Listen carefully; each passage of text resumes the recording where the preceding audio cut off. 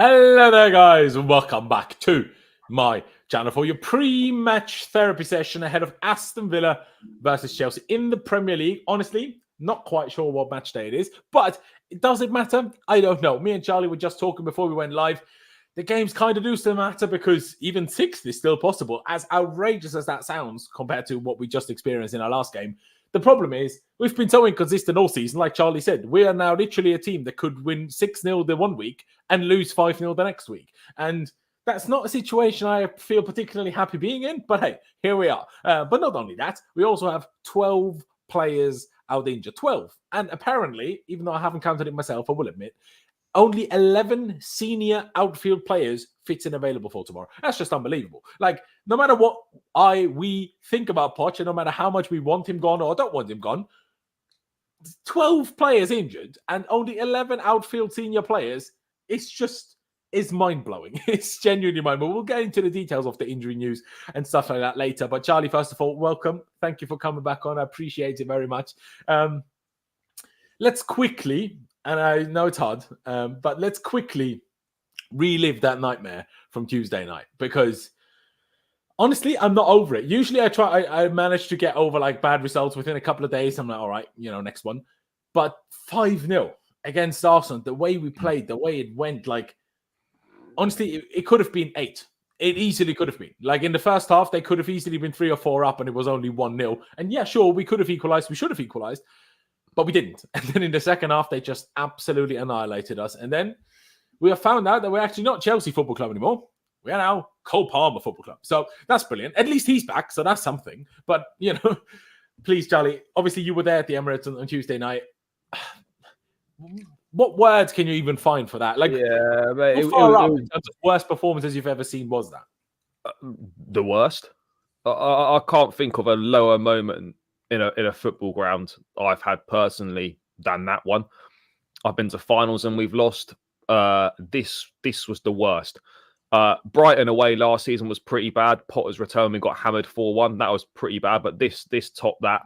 Now, I don't think any of us expected to go and beat Arsenal at the Emirates. There would have been there's no like, I say no shame, but like, it wouldn't have been. There is no shame in losing to a very good Arsenal side at this point in time with where we're at. But the biggest problem was the manner in which we lost, the manner in which we didn't turn up, we didn't compete.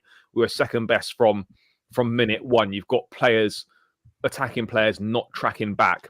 You've got players on the pitch that are acting as if they've achieved a lot in the game when they've achieved absolutely nothing. You've got Madueke walking around like he's fucking Ronaldo or something. You've got Mudryk doing the same, like not tracking back. Late. I don't want to call players lazy, but it looks lazy. And yeah, we just it was awful, mate. It was awful. Yeah, that's all that can be said. We were there. We were there in body, but that's it. We weren't there in any other way. If they could have binned off the game after 55 minutes, that would have been preferable. But yeah, it's just one of them that nothing went right. We didn't do anything right at all. And yeah, I mean, there's not really much more to say. It was just absolutely horrendous. And as I was saying to you before, like when we have our bad days, we are absolutely awful. We are one of, if not the worst teams when we have a bad day. Like literally, mate, if you didn't know it was Arsenal Chelsea, if you didn't know it was Chelsea playing in blue, you'd have thought it was like there was no difference between us and Sheffield United or Burnley. Like that's the levels that we were. Arsenal played Championship Leicester. Do you know what I mean? Yeah, honestly, it was embarrassing, and yeah, it was a real low. You can lose games to rivals, you can lose games of football, but what makes it worse is the way in which you lose. I'm not saying like it would have been better if we'd lost, say, 2-1 and we competed. It still would have been shit to lose, but at least you know what, we come up short against a much better team than us, but we gave it a real good go. We just didn't give it a go at all. We just rolled over and got absolutely ruined. And that's the problem, isn't it? Like, we are even inconsistent at being inconsistent. Do you know what I mean? Because, like, many of us have thought and said plenty of times this season, we actually kind of turn up against the bigger teams. And we have on a few occasions, absolutely. Like, not away from home, though. I mean, we lost at Old Trafford. We got hammered 4-1 at Newcastle. We got hammered 4-1 at Liverpool. And we've been hammered 5-0 at the Emirates. So, yeah, at home, we've been all right against the bigger sides. we got a good draw at the Etihad. Other than that, one away at Tottenham. Spurs, but yeah. They had but, 2 red cards. That did help. Yeah, but in terms of as I said, Anfield, Old Trafford, Newcastle, and the Emirates, we've let in what? We've 5, 4, 4, and 2. Like that's dreadful. So yeah, we have competed better in big games, but absolutely not away from home. That's for sure. We're just so inconsistent, and like we just got to bridge the gap between. We just got to. There's a lot of things that need to happen, but the gap between our good days and our bad days can't be as big as it is right now. You can't win. You can't be winning 6-0 one week and then losing 5-0 the next. That just can't be happening. No, exactly that. And first of all, thank you for coming on. You're not doing the best. You're slightly ill, so appreciate you for coming on. I wanna start with the same, like quickly revisiting that 5-0 horror show. One of the things that bothers me so much is like going into that game, we knew Cole Palmer was missing. We knew we had Alfie Gilchrist making his first Premier League start in his life away at the Emirates, out of position. Okay, he's played right back for us all season, but still, for him as a person, as a player, it's still a new position in a way. And we go there and we just play like an absolute bunch of amateurs. And like I said this when we were in our group chat discussing the Derby. Was it yesterday? Was it today? I can't remember. Where I'm like, if you, like, as a manager going into a game, you know whether you stand a chance or whether you don't stand a chance, right? And if you stand a chance, then you shouldn't lose 5-0. And if you don't stand a chance, make sure you don't lose 5-0. And that's the part that we didn't do. Like all of us going into that game, sure, you can always nick a draw, even nick a 1-0, sure. But in terms of knowing that we are the worst team, we all knew that going into it. The players knew, the manager knew, and every fan knew. It's just what it is at the moment. But the way we approached the game, the fact that, like, yeah, sure, it was 1-0 at half time and we could have equalized. But that's because Havertz put up 3 chances in the first half. And I think someone else as well. I can't remember who it was. But they could have easily scored 3 or 4 in the first half as well. And I just can't believe how you go into a game against a rival like that. Especially, like Charlie kind of said, when we go away, other than against City, we kind of just bottled it every time. But it's like, if we just played the way we did at City, at Arsenal, and at Liverpool, sure, we might still have lost. But it certainly wouldn't have been as embarrassing. Now, do I want to turn into the way Conte played? Remember that 1-0 away at City all those years ago where we didn't even try to win the ball back? No, that's taken it a few steps too far. But I still I can't believe that. And this is not just on the manager. As a team and from the management, I just can't believe how, I don't know, do you think we got too big for our heads? Like, did we like go for it too hard? Like, what? How can you explain losing 5-0 in the situation we're in? Like, everyone knew, first of all, goal difference matters if you're trying to get a 6th place. It's not just like it doesn't matter whether you lose 2-0 or 5-0. No, it does. But also, like, let's be realistic. Where we are, where Arsenal are. Like, I don't know, man. Please explain to me what you made of that nightmare on Tuesday.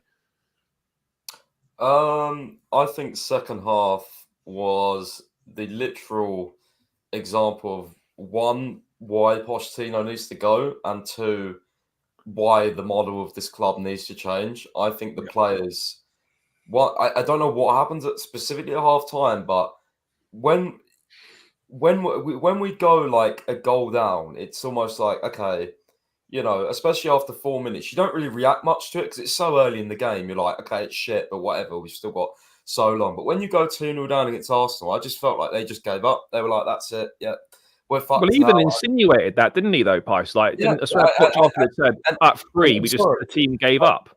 I'm sorry, but when you've got, I hate to keep harping on about Pochettino, but when you've got a young squad, you have to have a leader in charge. In charge of that dugout, someone has to get a grip hold of that team. And it's happened in so many occasions this season.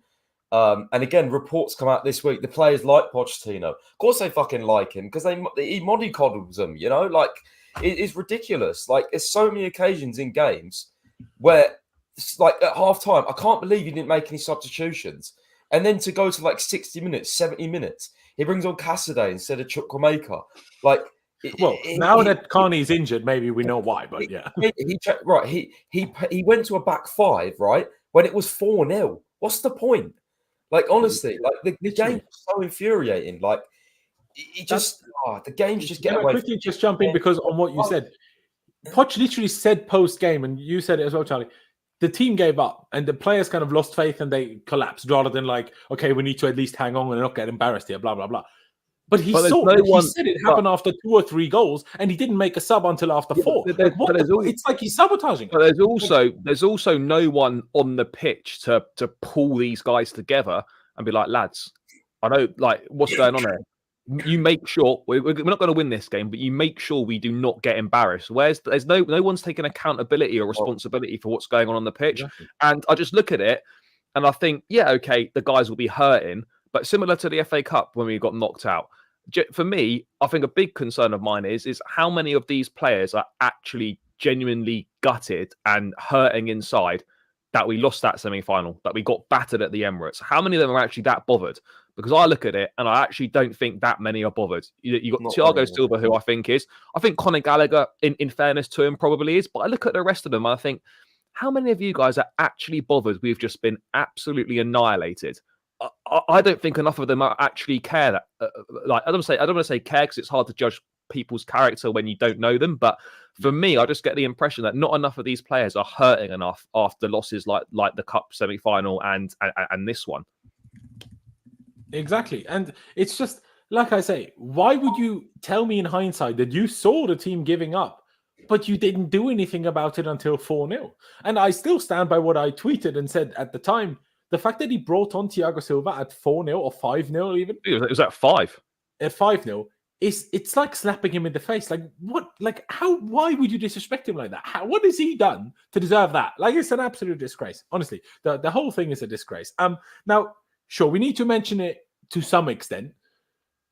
And it's a tough topic, right? When we get to talking about our injuries, because obviously we're all aware that the injuries have hurt us a lot in every sense of the word. Like, they've hurt us in the quality we have. They've hurt us in having been able to actually put out consistent teams, because when you put a team out, next week one of those players is going to be injured. Maybe 2, There's maybe also 3. options as well, isn't it? Like, exactly. Look at our bench the last few weeks. I mean, no disrespect like to the whole Malueke stuff, the penalty stuff, now him laughing in the background.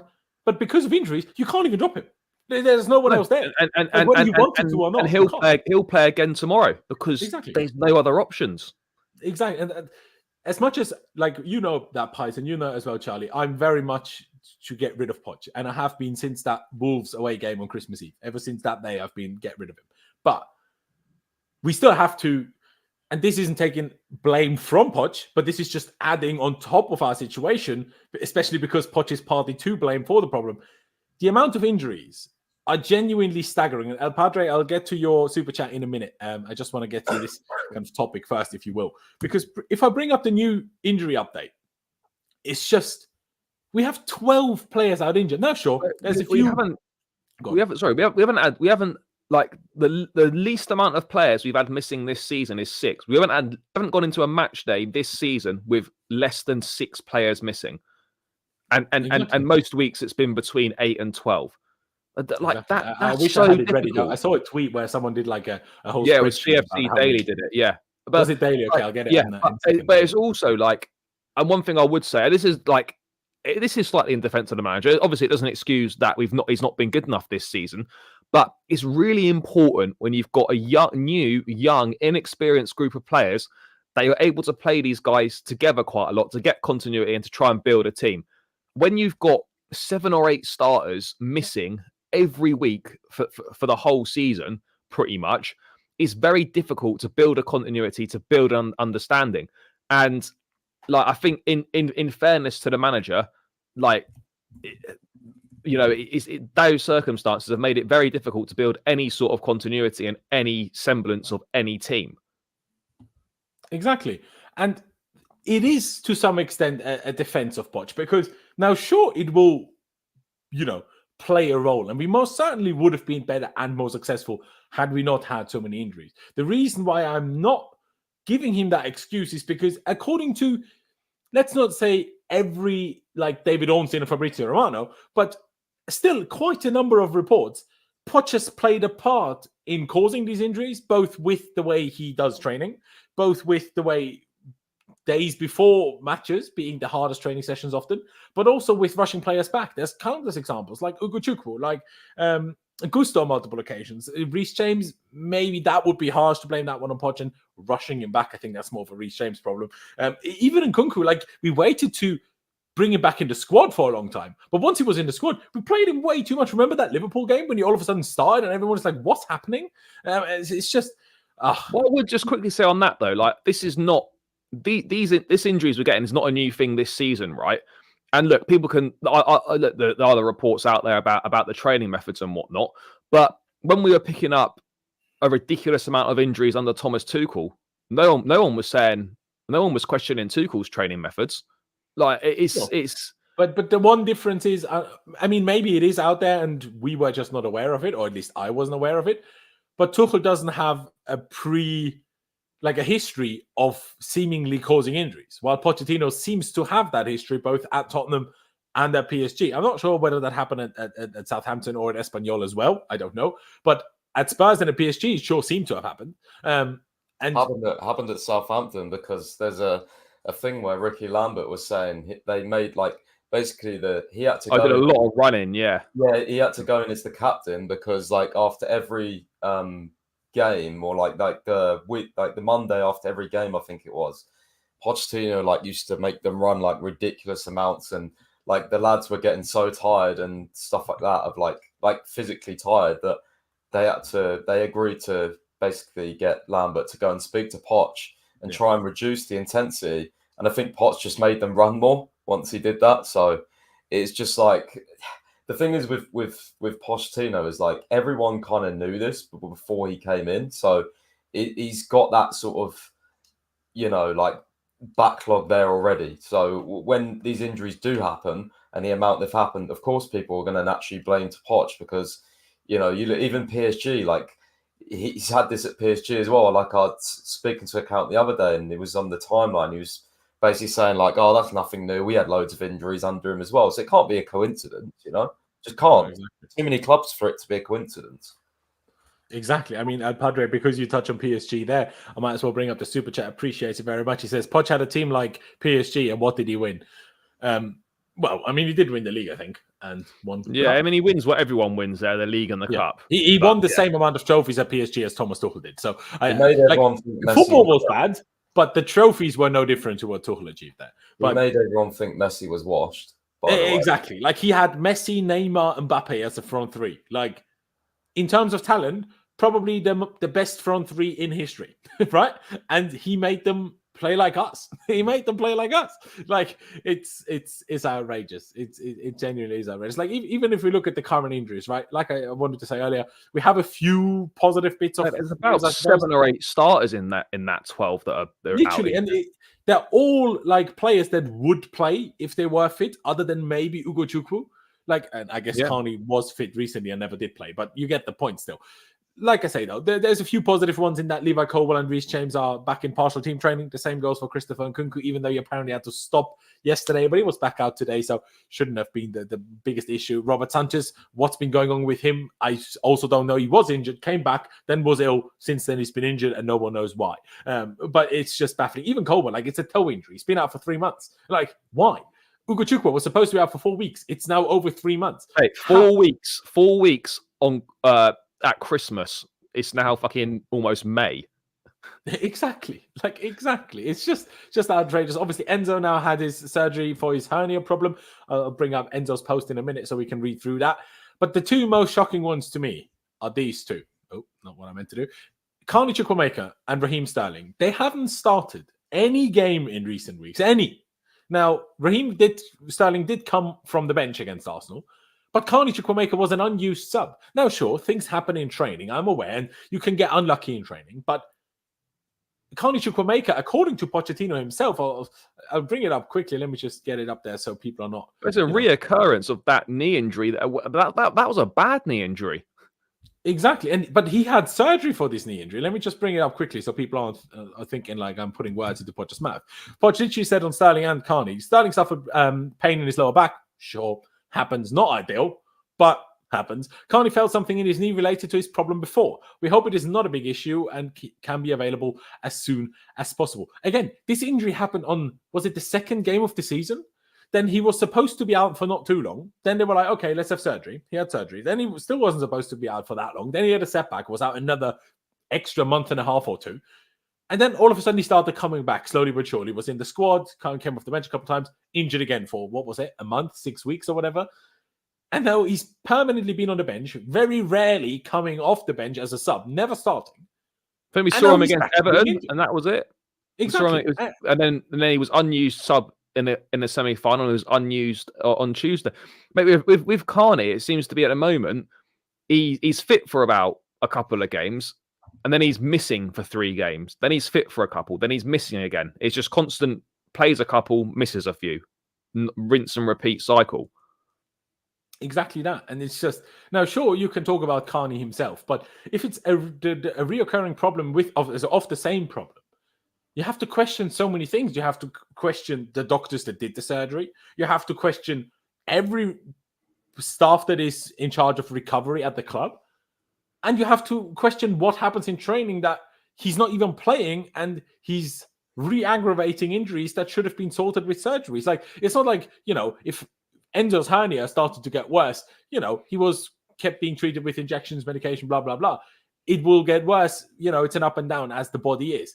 But when you've had surgery, your issue is supposed to have been fixed. Like, do you know what I mean? Like, it's genuinely unbelievable, especially these two Pys. Like, honestly, when I saw that today, I nearly threw my phone against the wall. Like, sure, it's been so long and so bad this season that we should be used to it. But especially Carney, it's just like Enzo has now had surgery. Gallagher will play next to Caicedo as the 6. So that 10 is so free to finally get Carney some game time. And he's injured again. Like, it's just so frustrating. The amount of players that, that we can say that about this season, whether it was in Nkunku, those few games that he was here for, but never regularly fit. Obviously, Lavia hasn't played all season. Like, we all know, and I think all 3 of us agree that Carney is a super, super talented. Whenever he's played, he's kind of impressed, really. But, like, how many of the players that we have do we have to give up on because are they too injury prone, or is there a chance in your mind, Pys, that they're not actually injury prone? It's actually just Chelsea's fault. Like, do you see that as a possibility, or like, because how bad can the staff be? Like, on 1 or 2, sometimes you get it wrong, right? You think they're ready for more than they are. Something, you re-aggravate an injury. It happens. But it's been so many. This is not normal, is it? No, and I think, what annoys me, I think we spoke about this before with like these injury updates, is like, we don't really know much detail. Like, it's hard as well with Pochettino because obviously English is not his first language, doesn't get asked about specific players a lot. And if he doesn't really give an answer because he actually says a lot of the time, well, I'm not the doctor. So it's like, pisses me off in the first place. Like, ask them then, moron. Yeah. Yeah. So, I mean, with like the Carney one, for example, it's like, okay, he felt something. So, okay, so was it contact? Because if so, obviously it's unlucky. Yeah. Like what, like, okay, like what is it? Like, there's not much detail there, is it? It doesn't really tell us. Just be truthful. Right? Do you know what I mean? Just tell us what happened. Sterling suffered pain in his lower back. Okay, why? How? What from? Like, unless we know this, being, old and carrying all his wages home every week.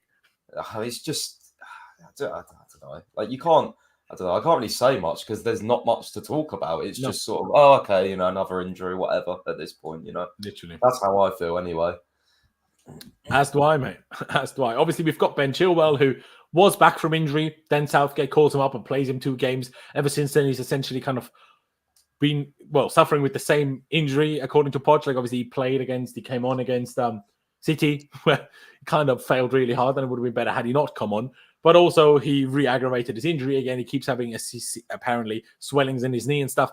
Malagusto as well. Now, the guys from Chelsea Fan TV, they were at the ground. It was Alex, right? And he seemingly has asked Gusto, and apparently he's hoping to be back for the West Ham game. So I don't know if that's true or not, but see you against Bournemouth, Gusto, mate. Exactly. Like, what is this? Like, even Gusto, I heard the other day, Gusto started or played 18 Premier League games. And we're talking about like how he's rushed back, overplayed. How's that even possible? He's played 18 games. Again, I don't know if that's injury. 18 starts or 18 total. Again, I appearances? don't know. I don't know if it's 18 That must be starts because Reece has only played about 7 or 8 games this season. Yeah, but obviously we've had, Disazia right back. Yeah, but maybe it is only 18 appearances. I mean, it feels like more than that, but maybe not. Yeah, I assume it has to be 18 starts, but then again, how often did Gusto even come from the bench? I feel like to be fair, exactly. I mean, we had 3 matches. He was banned for 3 games. He's been injured a few times, missed a couple games through illness. That soon whittles the total down, doesn't it? It probably is. Exactly. And according to Nicknack, anyway, we've played 32 games so far. Honestly, I should know that, but I don't. Enzo's featured in 28 of those. Let me quickly bring up that injury report. Obviously, Fofana and Lavia aren't exactly news. I do quickly want to talk about Poch in a second as well, but let's read through Enzo's post. Obviously, he posted in Spanish and it's Instagram translation, but obviously he's had surgery on his hernia now, and he posts himself, I wanted to let you know that my operation was successful. Everything went well. Thank God. I needed to get this surgery since I've been dragging the pain for about 6 months. It was something that I could avoid while constantly treating myself with injections and medications. But a few weeks ago, the pain started to get more and more intense without any of this taking effect. And it was worse as I trained and played annoyingly. But I didn't want to stop being in the games that I had been in. Translation, I guess, from Instagram, like I say. Whenever I got to play with Chelsea jersey, like the national team, I always try to do my best despite all this, but I can't stand it anymore. Thank you for the messages, encouragement, and your token of love. Always shout out to everyone. I promise you I'm coming back stronger than ever. Take good care of yourselves. Enzo, whatever his second name is, Fernandez. Thank you to the doctors that took care of me during surgery, Chris Hughes, Ernest Childers, and Daniel Martinez. This is a good one. So if in 2 months we hear Enzo still has hernia problems, we can just call these doctors up because then they fucked up. But hopefully, fingers crossed, obviously the hernia issue will be solved. But this is another one of those where just our fan base just annoys me so much. Like, obviously, it's not everyone. I'm very aware of that. But there's been so many people that have been so heavily critical and even abusive towards Enzo Fernandez. Now, if rival fans do it, sure, it's not fair when he's been playing with an injury, but, it's rival fans. But our own fans abusing, criticizing him, saying he's awful, saying he's just like Jorginho, but worse, or all sorts of things. When he's been playing with injuries, just because, if Ugochukwu wasn't injured, if, I don't know, Carney wasn't permanently injured, therefore Gallagher could have played as a 6, I assume, and this is speculation on my part, I will admit, but I assume that Enzo probably would have had surgery earlier. But for the last 3 months, the only 2 available midfielders outside of Gallagher have essentially only been Enzo and Caicedo, and they've played every game and almost every minute of every game as well until 2 weeks ago when Enzo missed 1 or 2 before the City game. It's just unbelievable. I truly hope that he comes back healthy from this, because what I don't know is that if you don't treat such a problem with surgery soon, does that make it worse? Does that mean the recovery process is longer? Supposedly, you should only keep him out for 3 or 4 weeks. That is still the entirety of the rest of the season, but he should be fit for Copa America for Argentina in the summer. But Pais, what can you say? 6 months with an injury and all he gets is abuse from our fans. Why?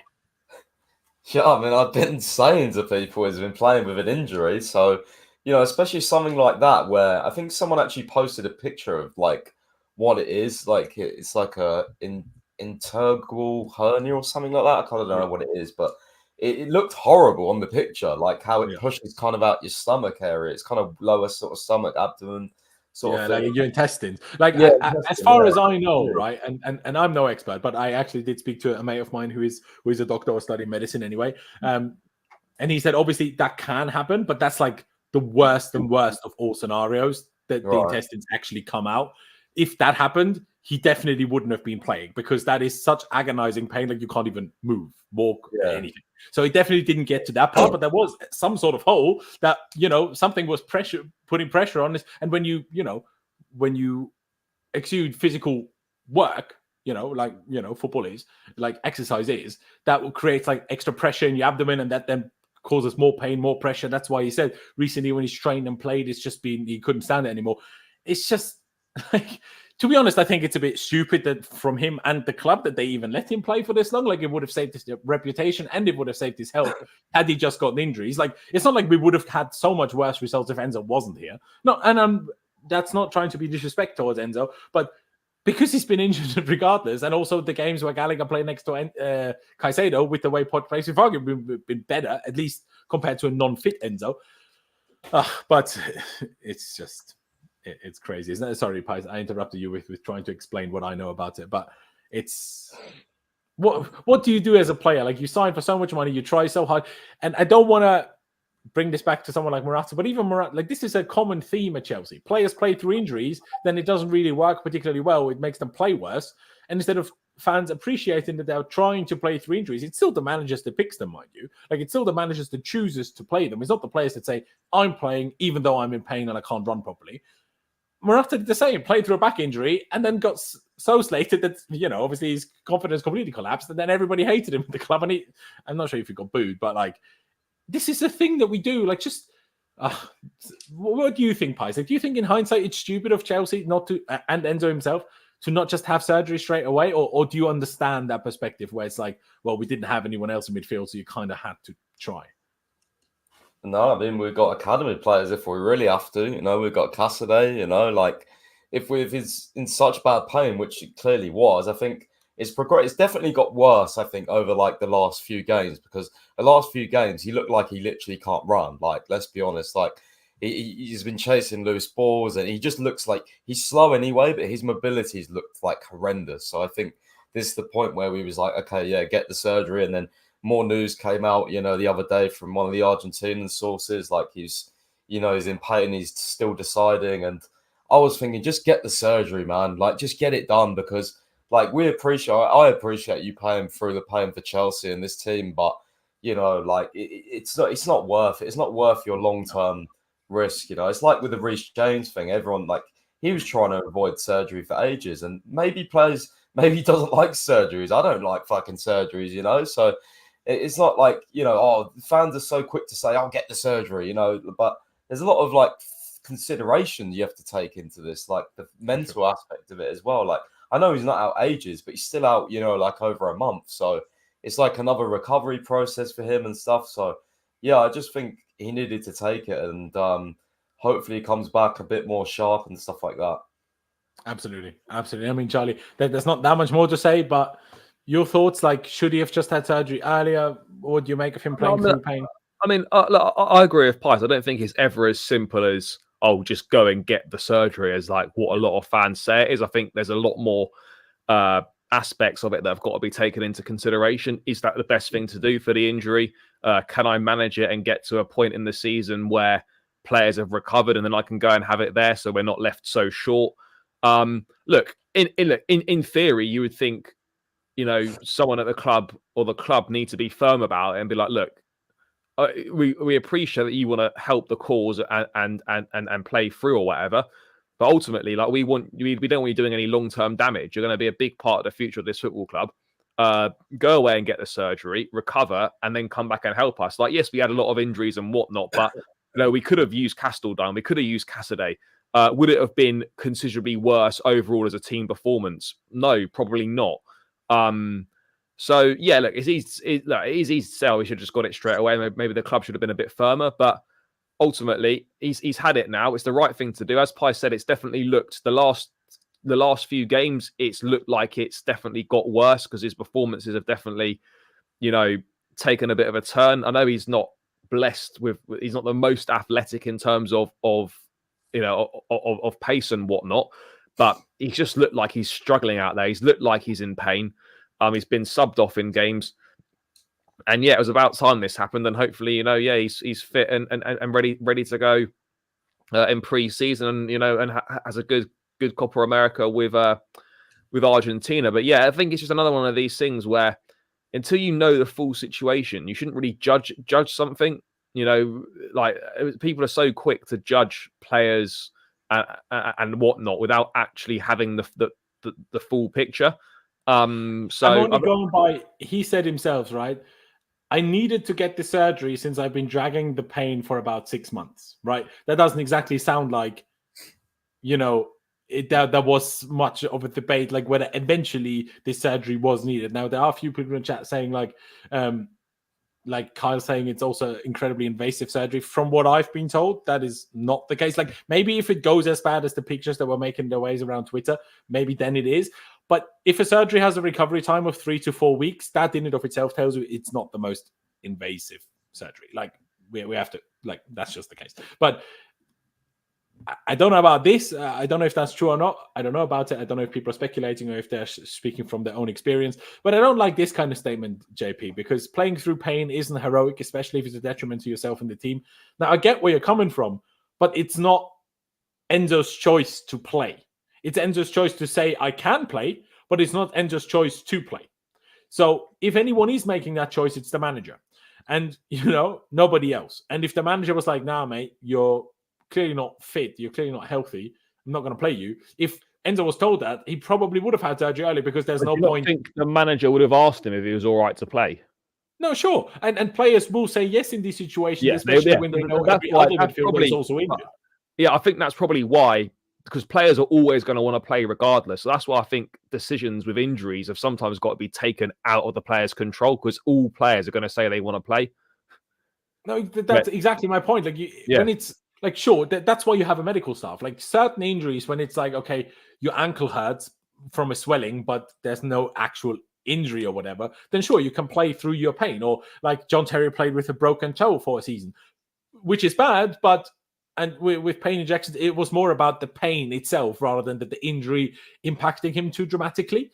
But like, I don't know, like it isn't heroic. Like the amount of times that we speak about heroism when it's like, oh, John Terry played a season with a broken toe. Ivanovic had a whole like pool of blood running out of his shoe after a Champions League game because he had such a big hole in his foot, and everyone's always praising him. Look at these icons that dragged the club to trophies and stuff like that. And now we're like, oh, it isn't heroic. Yeah, well, it's if you deploy Enzo correctly, he would probably have been all right with what he's been suffering with.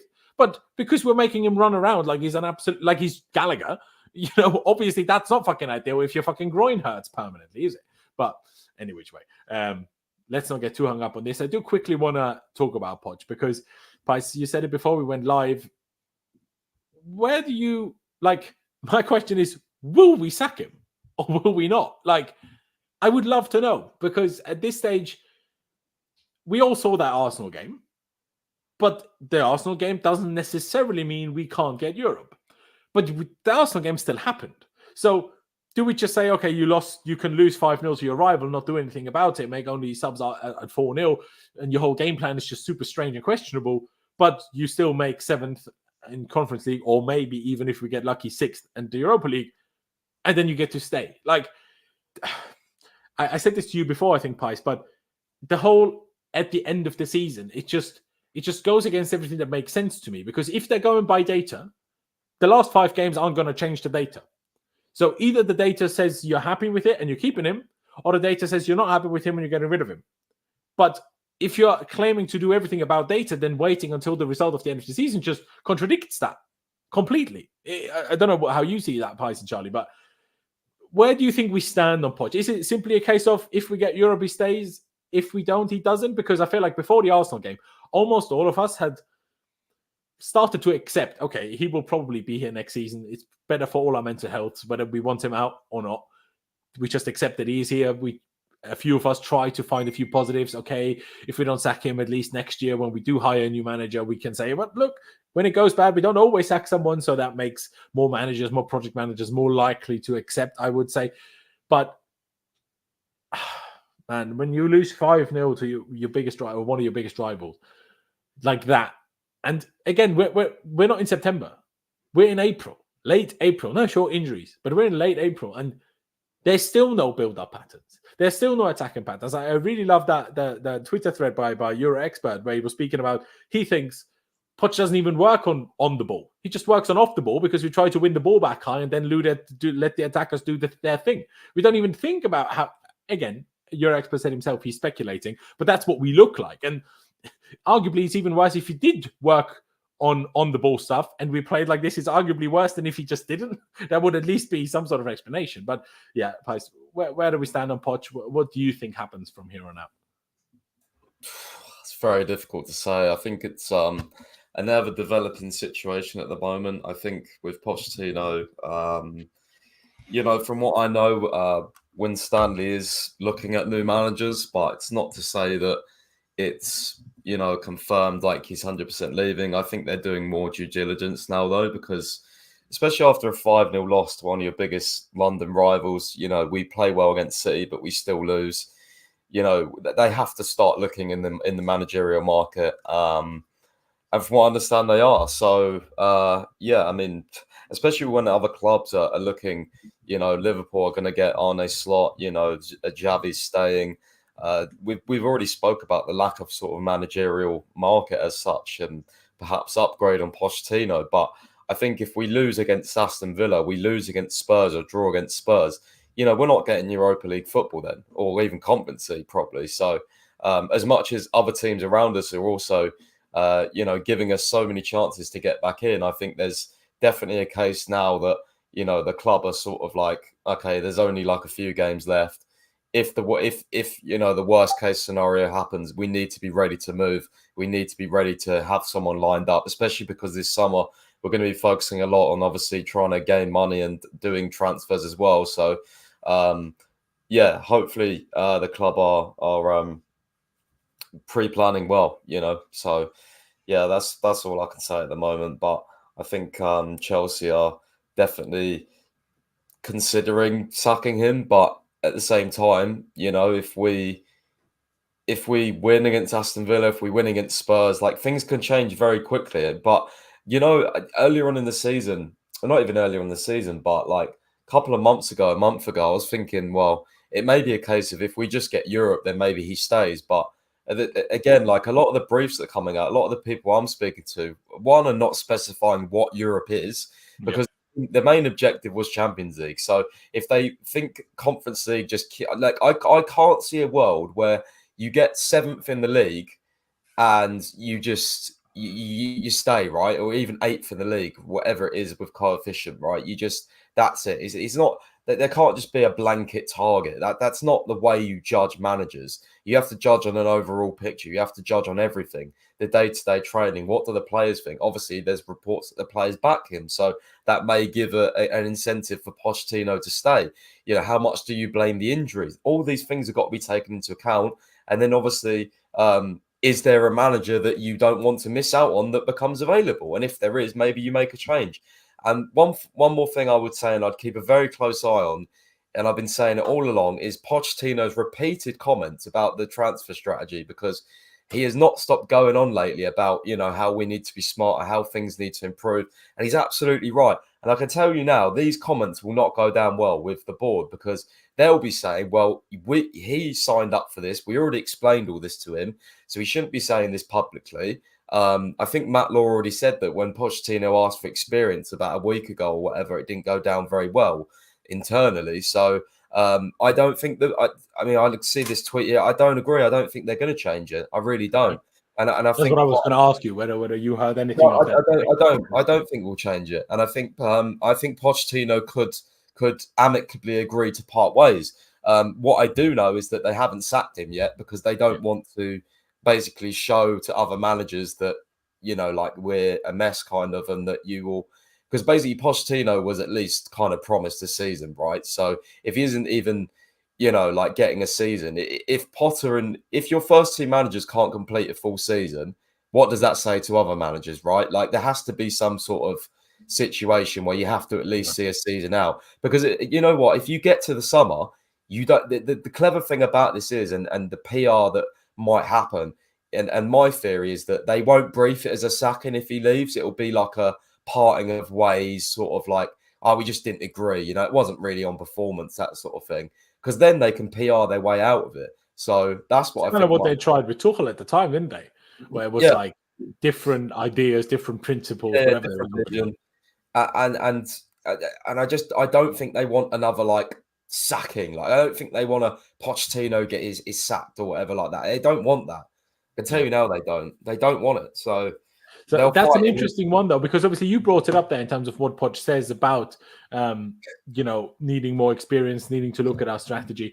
How do you like, obviously you said it there, you don't think they will change it. No, like JC, Pys says he doesn't think that that's the case. Simon Phillips has reported that. Pys says he hasn't heard that. I know Pys a lot better than I know Simon. Usually I can trust what Pys hears. But it's an interesting one because for me, part of it was also the fact that he is saying that so many times had two backgrounds. Either he feels that there's enough of a question mark within the club that maybe he can get that through, or it's almost him working towards his own, not dismissal, but like you said, amicable separation, shall we say, right? It's one of those. But if you say this isn't true, it's just because now obviously we don't know exactly what Simon meant, and maybe Simon meant we will sign one, maybe two older ones because someone like Thiago Silva will leave, and even the idiots at Chelsea have realized, well, if you let a 39-year-old go, you can't replace him with a 21-year-old. Maybe that's all they mean. I don't know though, right? Obviously we were apparently linked to Jared Bowen, which, first of all, why? He plays basically the same position as Palmer. Like, we have so many positions we need players in. Right wing is not one of them. So I just don't really see that point. Sure, he can play up front, but do you really want 5'8" Jared Bowen or 5'9", whatever he is, up front? I don't. But yeah, I don't know what they mean. Charlie, let me come to you on this. Where do you stand on Poch? Where do you stand in terms of what should Chelsea do? And also to clarify maybe a little bit, do you think, or did the Arsenal game change any of this for you? No, I don't think one game changes anything. I think, as Pys has said, you've got to judge things over the course of a season. As soon as you start making judgments off one game or judgments off, hitting a set target, you've got to obviously that Arsenal game wouldn't have helped his cause, but you've got to, you can't just use that as the one reason. It's got to be based on a collective reasoning across the whole season. Look, for me, has he done well enough? No, he absolutely hasn't. Has it been difficult circumstances? Yes, it has. But, the things that he can control, he hasn't improved.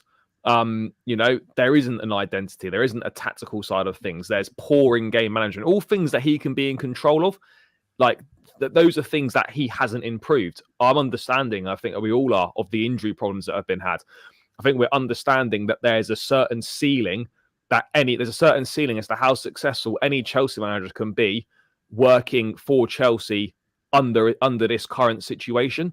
I also feel that sometimes, for me, it's important to play the long game in certain instances rather than jumping at making a change this summer.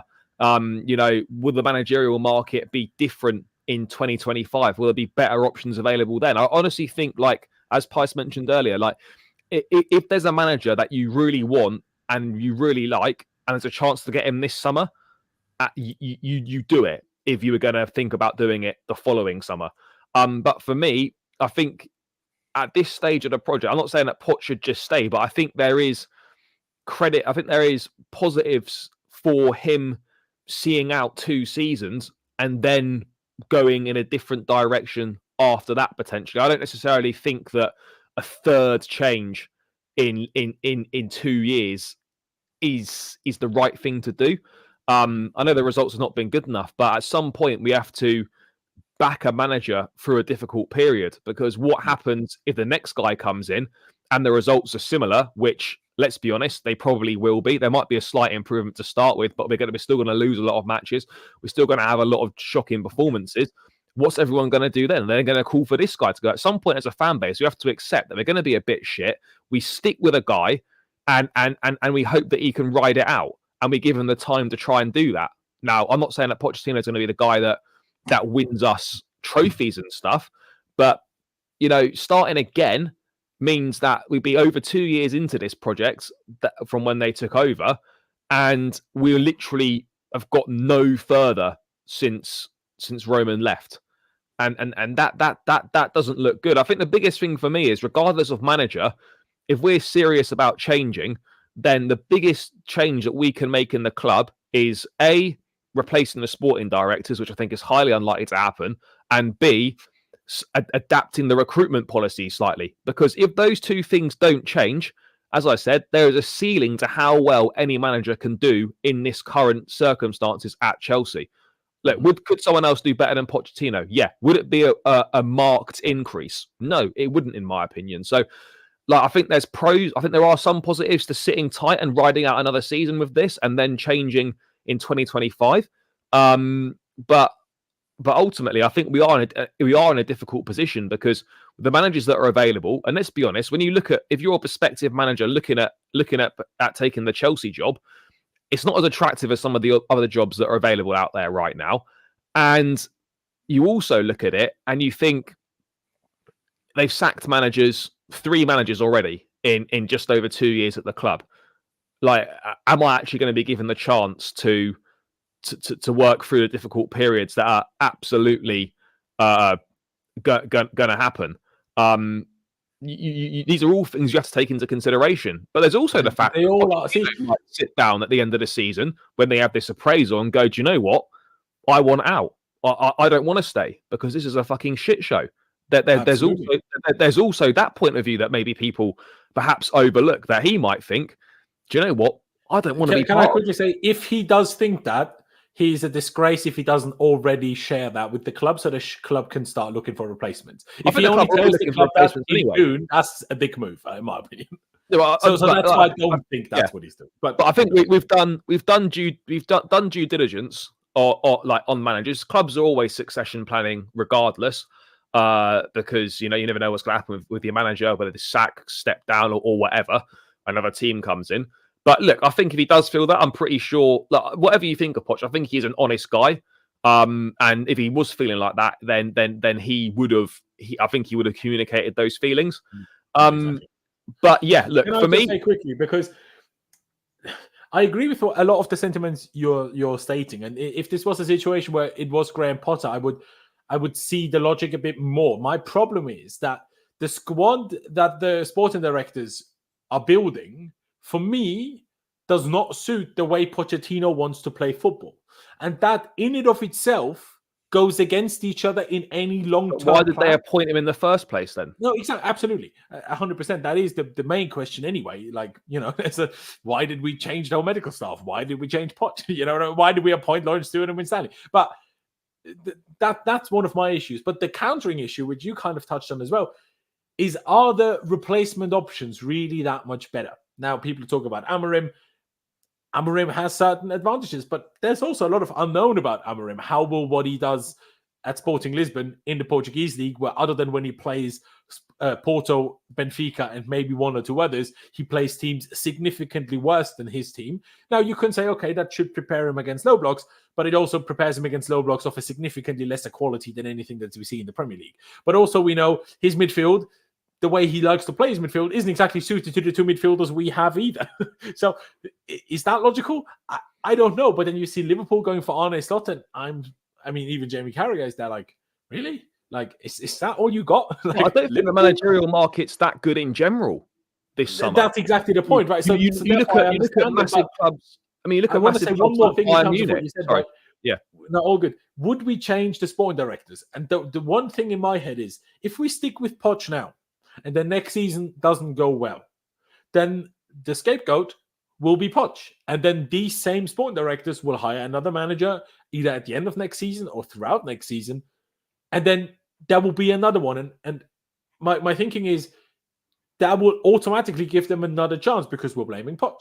But if you already get rid of Poch now, and then you have with a different manager similar problems, I feel like eventually there might be a point where, even as stupid as Benarik Bali seems to be in terms of football, he will realize, well, we've hired 4 different managers now. All of them have their own credentials. Even Frank Lampard, in that first season at Chelsea, did underrated what Poch has managed to come up with. We did more than what Potter has managed to come up with, even though the Potter squad situation was very different. But like, all managers that have some sort of credentials to them, and all of them have failed. There will come a point, in my opinion, I just can't believe that it will never come, where they will realize, okay, maybe we need to change something other than the manager. And I feel like until we change Poch, there's no way they come to that realization. So there's the part of me where I'm like, the sooner you sack Poch, the sooner that realization can come. Yeah, because I'm genuinely of the belief, until we don't change the idea, and I'm not sure if the idea is attached to Egbali or if the idea is attached to the sporting directors, but until that changes,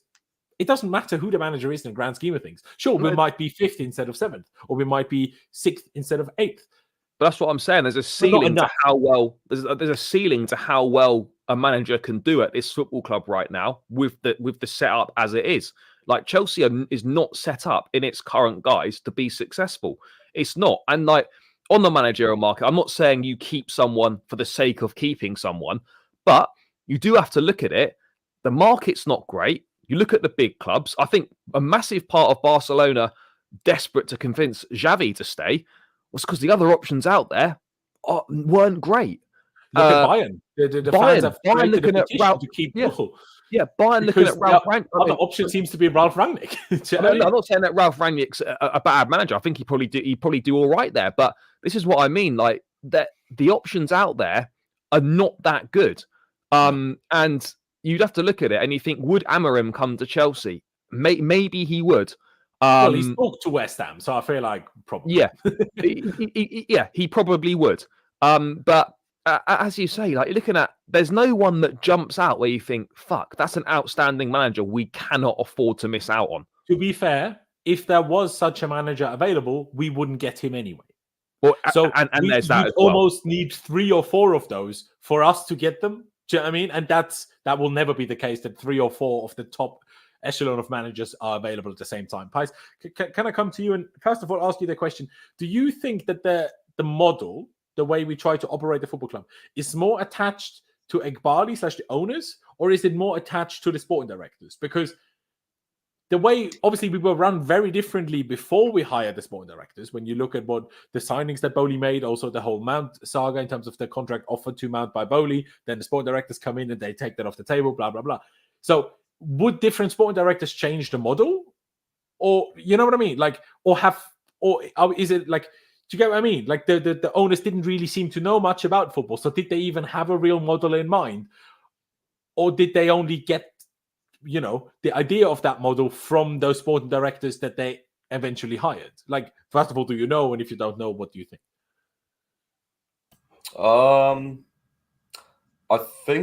I think more the owners, to be honest. I think more Egbali and Feliciano and maybe even a bit of Bowley because, which just adds, again, confusion to what happened in the first summer because you think, why would you go, the model of Sterling and Aubameyang, etc., etc. But, you look at what Bowley did at the Dodgers, very, very similar here, high turnover of players, brought in loads of young players, wanted to build a long-term team. Exact same here, really, with Egbali, Bowley. It's the same sort of vision, same idea with what they're doing. And even in the recent interview where Bowley said something, didn't he? He was like, we just kind of have to stick it out and sort of trust the process. Like he said multiple times, we want to be a sustainable team and a sustainable club. So, yeah, I think it's the owners, to be honest. I think the sporting directors are working under the advice of the owners, in my opinion. Okay, that's an interesting one. It's a tough one. Obviously, I know that you want Poch gone, but I also know that to know that your favorite choice would be De Zerbi.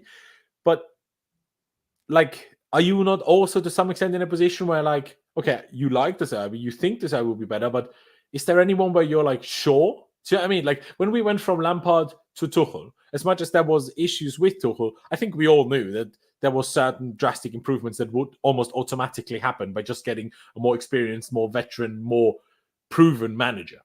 But are we in a position now where we can get one where that even is the case?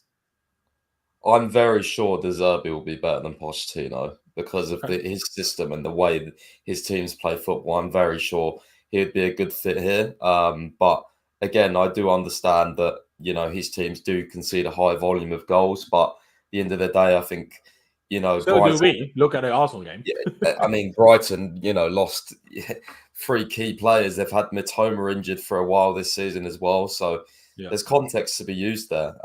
So I think, De Zerbi would be my favourite option. I really like how. Can I quickly just say on Brighton? Brighton have still conceded less than Chelsea have. Just because so many people gone about De Zerbi concede so much, they've still conceded 3 less than we have. So what does that tell you?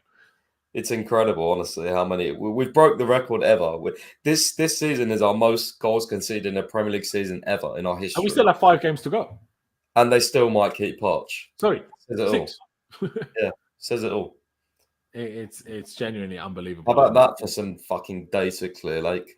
Exactly. Wow. Like talking about data and the most relevant bits of data, league table and fucking goals conceded, they don't matter. And last season, goals scored didn't seem to matter until the fans started booing Potter. And now the reports suggest that if anything, they regret sacking Potter and now instead they're going to stick with Poch. I'm like, well, if you fucking told us that beforehand, you know what I mean? Like, if we would have known that, things would have been different. But anyway, enough about this. Let's talk about tomorrow's game. And I would love to do the predicted lineup with this one again, but the problem is we might have to pick Alfie Gilchrist at right back, and this website doesn't have Alfie Gilchrist in their catalog. So we either have to pick up some sort of other Gilchrist who plays for Dundee or whatever, or we just use the other thing. But I think we'll stick to this and we'll get the other Gilchrist in as a placeholder. But boys, there's not much to predict here because there isn't really anyone fit, is there? Literally picks itself pretty much. I think the only choices to make are who plays right back, and then the centre backs for me. Yeah, do you go Chalobah and Silva at the back with Disasi right back, or do you play Chalobah right back and put Disasi in the middle with Silva? So for me, is it for you a case that after what happened at Arsenal, Gilchrist definitely should not play? That sounds a bit harsh, but I think that's the reality. Okay, I hear that. So give me your centre back pairing then to start it off with, Charlie. I'd go Silva and Disasi because the thought of Disasi at right back out against Leon Bailey or Moussa Diaby is not worth thinking about. Yeah, I do hear it, to be honest. I do hear it. I mean, Pys, what would be your centre back partnership? And obviously have your right back in mind. I just heard Charlie say, not worth thinking about. But what did he say? What was not worth thinking about? Oh, playing Disasi at right back. The thought of Disasi coming up against Diaby or Leon Bailey. Oh my god! Yeah, at least Gilchrist might crunch one of them or something. So, yeah. But Disasi will fist bump a fucking corner clearance. Brilliant. Fucking hell. Yeah. What are we debating here? Like, basically whether you play Silva and Disasi in the middle with Chalobah right back, or you stick with Silva and Chalobah and put Disasi right back, or Gilchrist. Oh, okay. No, I would play Chalobah over Disasi, and I'd play Gilchrist at right back. See, and I would do the exact same thing. Unfortunately, Charlie. Or play Chalobah right back and then Disasi at centre back. Yeah, I'll do that. Okay. Silva, Disasi, Chalobah. Yeah. See, my logic would have been I'll play Chalobah left centre back, Thiago right centre back, so he can be next to Gilchrist, because I felt that was one of Gilchrist's problems, that he was next to Disasi and not next to someone capable.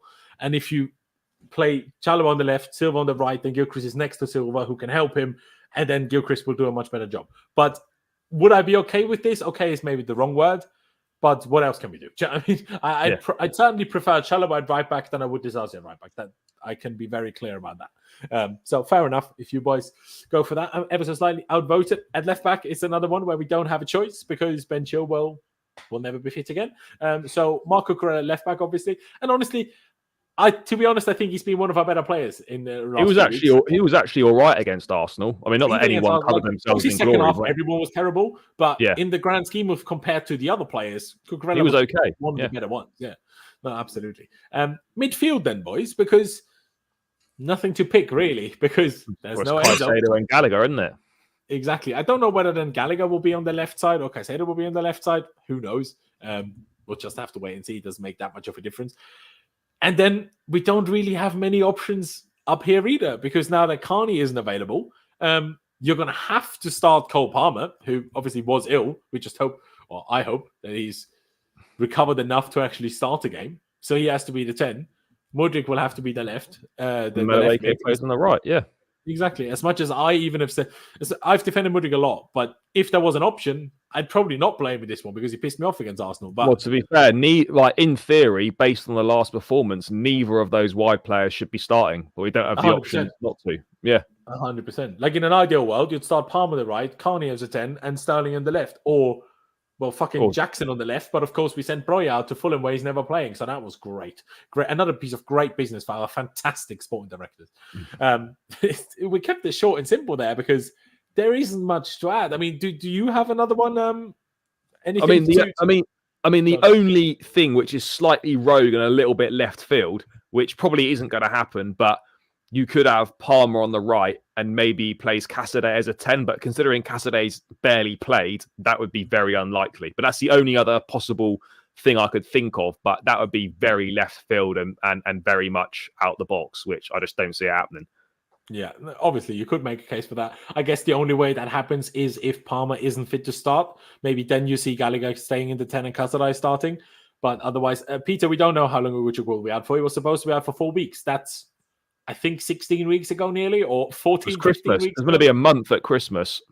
Exactly. And also, Ronnie, that's not true. Gilchrist actually played as a centre-back through his youth. So that applies to both Chalobah and Gilchrist, the actually centre-backs. Now, you can argue Gilchrist played a few more games at right back there this season, but, his first Prem start was Arsenal.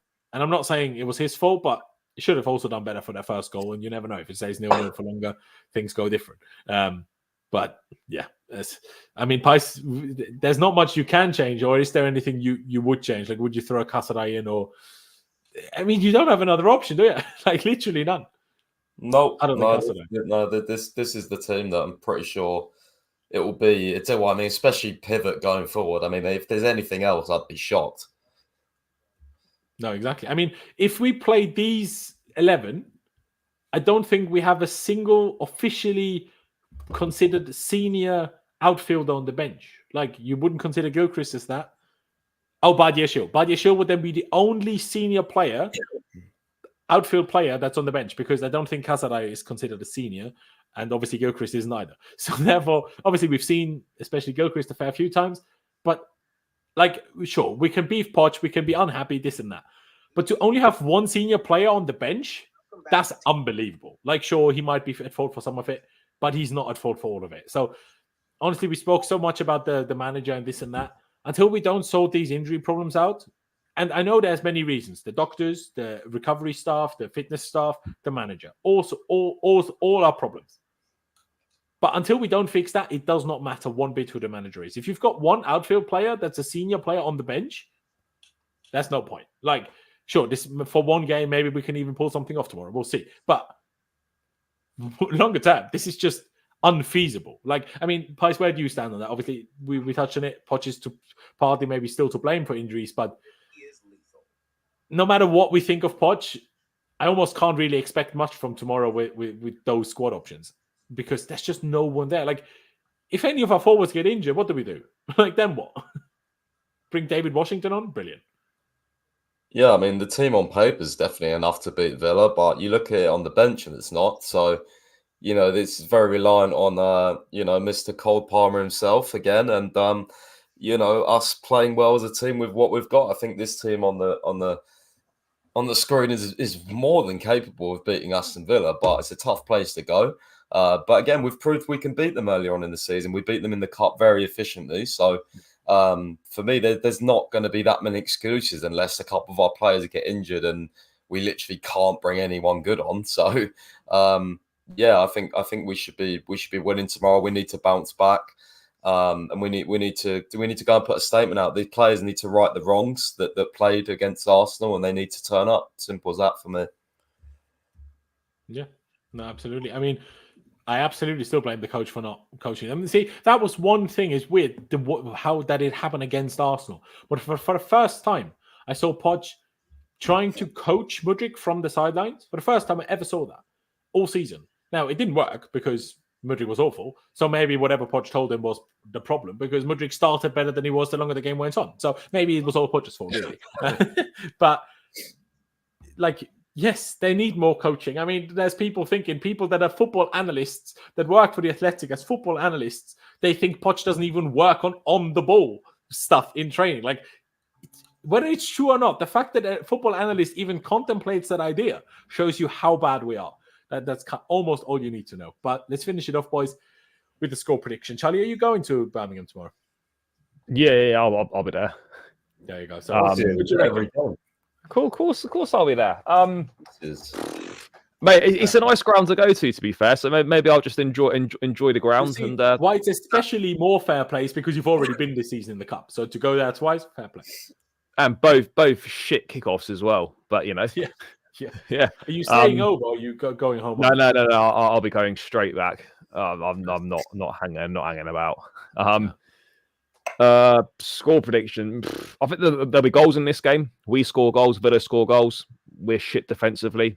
So look, it's weird because when we were getting ready to go here in the FA Cup, the pressure was on big time to get a result, and we delivered. The pressure's massively on again. Can we do it again? You just don't know of this team. That's the thing. I think there'll be goals. I'd be surprised if we won, but I'm going to be positive. I'm going to say we can get a point. I'm going to go for a 2-2 draw. Stole my prediction. So I have to think of something new. But Pys, are you? I'm not sure if I call what Charlie just said pessimistic or optimistic, but what would you go for?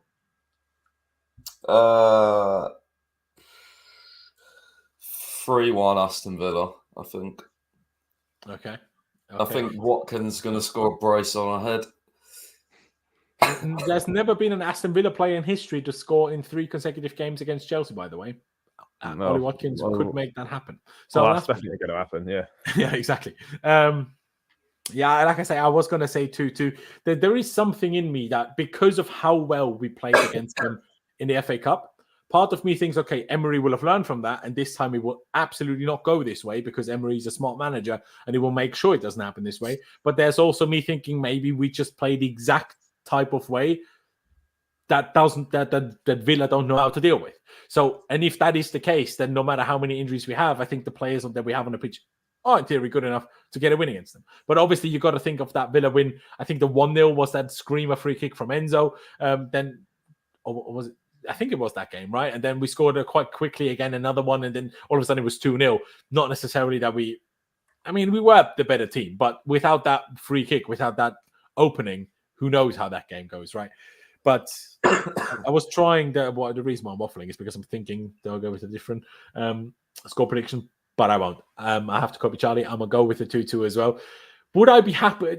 I'll ask you that, Charlie. Would you be happy leaving? What's their stadium called again? Villa Park. Villa Park. Why couldn't I remember? Would you be happy leaving Villa Park tomorrow if it finishes 2-2? Yeah. Well, absolutely. Because I don't think anyone's expecting us to get anything. So yeah, I think we need a win, but in any circumstances, a point at Villa Park is not a bad result. So I would take it, but it would then mean we have to beat Spurs on Thursday. Yep. Which is brilliant in and of itself, isn't it? Pys, I know you said 3-1 Villa, which obviously none of us would be happy with, but would you, happy is maybe the wrong word, but would you, but I'll ask you though, would you be happy with the 2-2 or would you say nah, but you'd accept it? Like, what would you be your feelings, your reactions if we finish 2-2? Obviously, there's always context, like if we're 2-0 down and bring it back to 2-2, we're going to be happier than if we're 2-0 up and bottle it in the last minute, obviously. But just in general, a 2-2, where would you stand on a 2-2 tomorrow? Like, meh. I don't know. Yeah. Like, if we draw, if we draw, then I'll be like, okay, we have to beat Spurs. So in some ways, it's a lot of pressure. But I mean, if we lose, then fucking hell, we have to obviously beat Spurs. But you know what I mean? Like, if we draw, it's like for me, I'm looking at Spurs game. Like, okay, we can't draw or lose against Spurs because we just drew the last game. So. And there's only like 5 or 6 games. How many games have we got? Is it 5 or 6? 6 left. Played 32, so still 6 to go. So we 5 after tomorrow. So I mean, yeah, I mean it's you come into the point now where, especially if we want Europa League, we need to win. We need 5 wins from those last 6. We literally can't drop many points, to be honest. I mean, I know, man. You never know. United, there's every chance that United drop a lot of points. We can probably afford to lose 1, maybe 2. Absolute most, but that would require other teams to drop the points. So, mate, these are our remaining 6 games. I even look at, I've been looking at that Forest game. I'm worried about that Forest away game. Forest away 6:30 kickoff, is it? Apparently. Oh, that's your Austrian time, isn't it? 'Cause it's an hour It ahead. would be Oh, 5:30. it's 5:30. Yeah, I was thinking. So when did that become a 6:30 kickoff? So that Forest Had game, you all confused? that Forest game is worrying. And the fact that that's Hudson Odoi will score on our head tops. I'm telling you right now. the fact that that's probably our easiest fixture there, because even Bournemouth at home on the last day, they've been doing really well. The fact Honestly, I think our easiest fixture is Spurs at home. The way Spurs play is exactly perfect for Pochettino to play against them. The question is, do we have enough players fit for the game? That's a separate issue. But honestly, I think the game I'm most confident on in these 6 games is Spurs. And I know that sounds ridiculous, but I genuinely am. No, we've got a great record against them at the Bridge. We seem to always beat them there. Exactly, except when Conte is in charge. And Conte is... Let's be real. Let's be real. We lose that Spurs game, is going to get there's no coming back from that anyway. So. Honestly, I know Paz, you had a go at me once for me saying that, why would everyone get a stadium ban? If we lose to Spurs, we should the whole Stamford Bridge should storm the pitch and hound them out. Genuinely, because they can't stadium ban 40,000. So if everyone goes, we're fine. Do you know what I mean? It just can't be 10, because then these 10 are screwed. Just gotta be everyone. Gotta stick together, boys. But yeah. Boys, I think it's about time we wrap this one up. Ladies and gentlemen, please do subscribe to Charlie. Link is down in the description. You can see the ad on screen. Blue Brother CFC. Subscribe to him. Check out all the fantastic content over there. And of course, do check out all of Pice's links. Link is down in the description, or to his Twitter. And of course, his website, londonsfirst.com. And obviously, his Twitter will show you to all the other places of Pice that you do need to check out. Ladies and gentlemen, if you haven't already, please be sure to subscribe. That would be massively appreciated. Hit that like button on your way out. Just one click of a button that doesn't cost you any time or any money. And please, if you don't have a Google account and use that as an excuse to not hit the like button, make one. And next time you come here, hit the like button. So, ladies and gentlemen, thank you guys for watching. Because we haven't lost yet, upwards and onwards, and we will. See you next time.